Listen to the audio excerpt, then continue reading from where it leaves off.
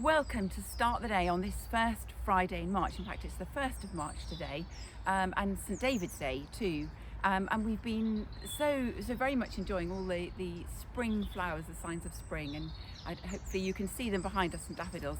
And to my left, your right, there's a beautiful daphne which we can smell. It's just amazing, strong, just coming beautiful. in our direction. We're in the Palace Gardens, in fact, so and there are a lot of bulbs and flowers that look like they're just about to burst into life over the next few weeks. So if you live nearby, near to Southwell, or even if you don't, if you fancy travelling into the garden, probably in a few weeks' time, it is going to be really looking stunning. In the meantime, It already looks stunning, but well, it even more does. stunning. It does look stunning, but it's going to be just full of colour.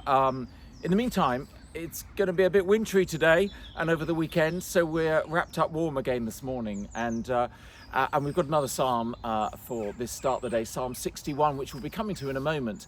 But I think for all of us, when we look around at the world at the moment, we're very aware of just the number of situations where there is enormous challenge and the costly reality of conflict affecting people's lives. And I know many of us will be praying into those situations. We'll also know people who are directly affected, people in our communities who have families and friends in those situations, and we do want to go on praying for them, as well as for refugees who are living in our communities as well, and especially from Ukraine.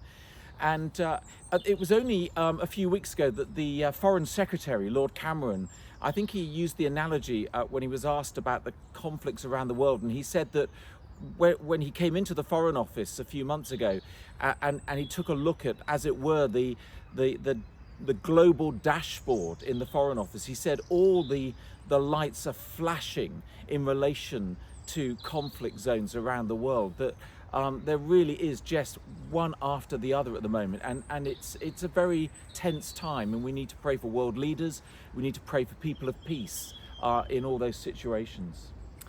Most of us will know times in our lives when, perhaps on a more personal level, we feel that those lights on our dashboard are all flashing, or most of them flashing, and we might wish that those challenges we face would be space themselves out, and sometimes they feel like they're all coming at one time, and we may even wonder where God is through it all, and find it hard to pray. And the Psalms of the Old Testament, they give us a way to pray in every season of life, and the psalmist often expresses this particular struggle, gives words to us to pray for ourselves, but also to pray for others as we get into understanding how they may be feeling today and at this time.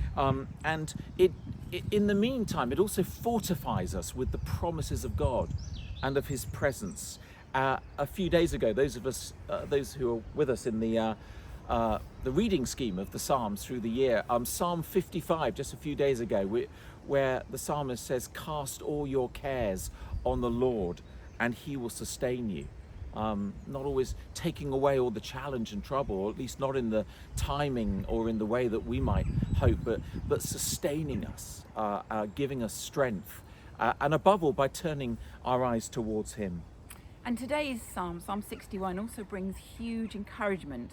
And in this psalm here, David is facing not only huge challenges in his leadership of the people of God, he's also carrying the added trials of depression and exhaustion, and which the meaning in verse 2, when we read it, when it says faint, this is what the depression and the exhaustion means.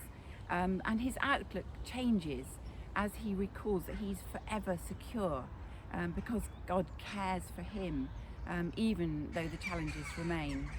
So when it comes to what might it mean to feel secure because of God's care, what this psalm does, and actually towards the very end, it points us beyond the immediate context. In fact, it points us right towards the coming of Christ, the hope, the confidence that there will one day be a king on the throne forever, the throne of heaven. And of course, David is sort of prophetically getting a glimpse of what is to come with Christ, and and the promise of his presence, both now and in all eternity. But between that beginning of the psalm where David is feeling so faint and so filled with despair and exhaustion, and that moment where he looks beyond the horizon, there's the reminder that God's care towards us is deeply personal.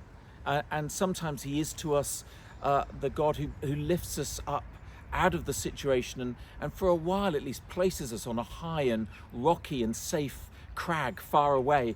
Sometimes he is to us like a strong tower surrounding us. The analogy is used of being like a tent, a place of hospitality and closeness to God, which the tent symbolized, and particularly the hospitality of friends around us and supporting us.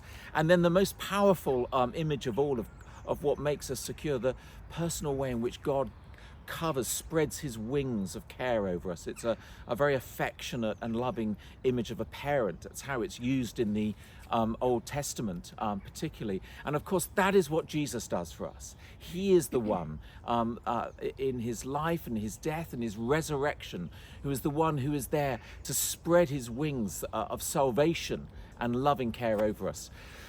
So, by the end of the psalm, David's outlook and prospects are transformed, and the only right and fitting response is praise. So we want to read this psalm really as a prayer today, especially for those who feel like the lights on the dashboard are flashing, and whatever reason as well, for those parts of our world where terrible conflicts continue to rage. So we will read this as a prayer. So Psalm 61. Hear my cry, O God, listen to my prayer. From the ends of the earth I call to you. I call as my heart grows faint.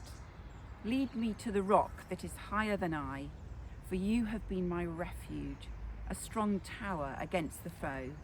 I long to dwell in your tent forever, and take refuge in the shelter of your wings.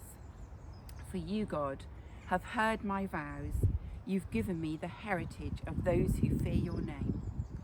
Increase the days of the king's life, his years for many generations. May he be enthroned in God's presence forever. Appoint your love and faithfulness to protect him. Then I will sing ever in praise of your name and fulfill my vows day after day. Well, what a wonderful prayer to be able to take up and to pray for ourselves, for those around us, for those we know in need at the moment, and reminding us of where we find our true security, eternally so, in Christ and his love for us. And so from this garden, this palace garden about to burst into spring, but perhaps with a little wintry few days before then, we just want to pray that you'll know God's blessing this weekend and throughout this coming month of March, and we look forward to being with you again soon.